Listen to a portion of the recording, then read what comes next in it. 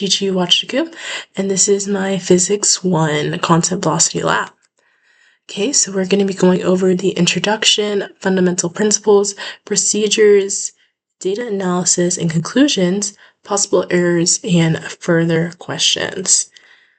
Okay, here's my introduction. The purpose of this lab is to compare the observed position of an object moving at constant velocity, which means it has the same speed and no change in direction, with the predicted position generated by a computational model.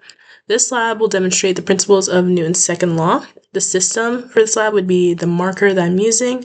The surroundings will be everything else, which would be like the table, the normal force, the gravitational force, anything else. The observed position is going to be our data using Tracker, and then the predicted position is going to be our data using GlowScript in our code.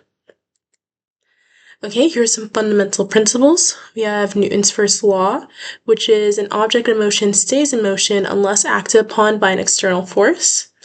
Newton's second law, which is the momentum principle. An object's acceleration depends on the force acted upon the object and the object's mass.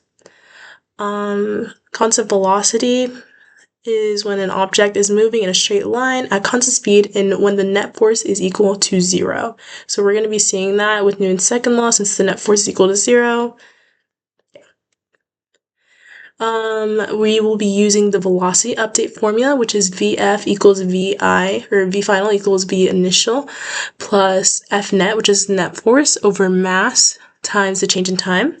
And the position update formula, which is like the x-axis final position, equals the x-axis initial position plus the average velocity times the change in time. Some key assumptions that we're keeping is air resistance is ignored, the force of friction is ignored, all movement that is not in the x-axis direction is ignored, so y-axis, z-axis.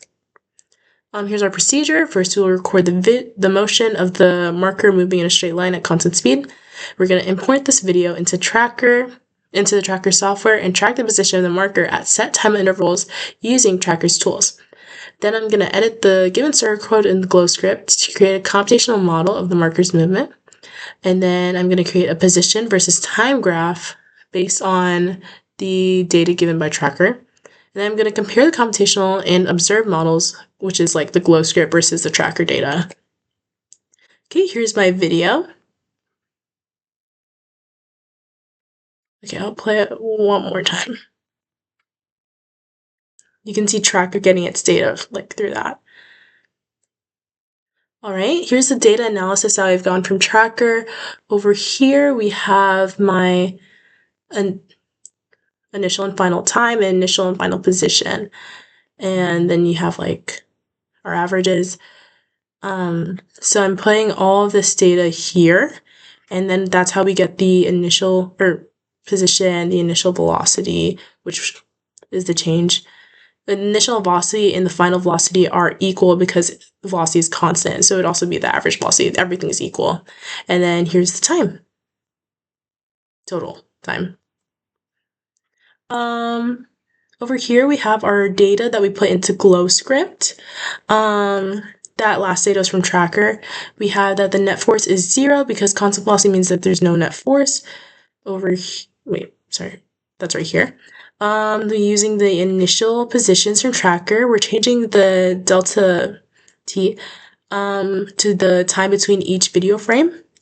The mass does not matter because the net force is 0, and then we're using variables to make equations for the velocity. Here we have the velocity update formula and the position update formula. We're using variables to put in there.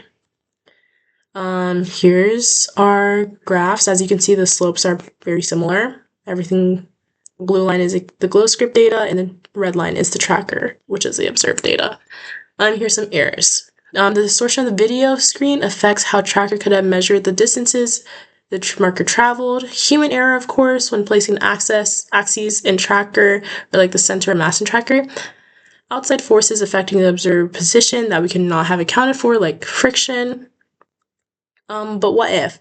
What if we had flipped the axes? The graph would have, the graph would slope downward, but the same conclusion would have been made because it would basically be the same thing. And what if the net force, or is the net force of 0 justified? It is justified because the net pulls and pushes, like if we made a free body diagram, it would all sum together to equal 0. All right, that's all. Goodbye. Thank you.